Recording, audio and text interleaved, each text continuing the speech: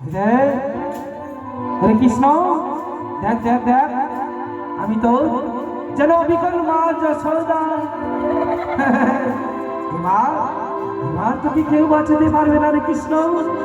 কেননা কেননা এবার তো শেষ পর্যায়ে আমি এসে গেছি মারার জন্য। না না, আমাকে আমাকে আমাকে দিক সেদিকে আবার লক্ষ্য করতে হবে। কে কোথায় দেখছে নাকি, কে কোথায় জানলো নাকি?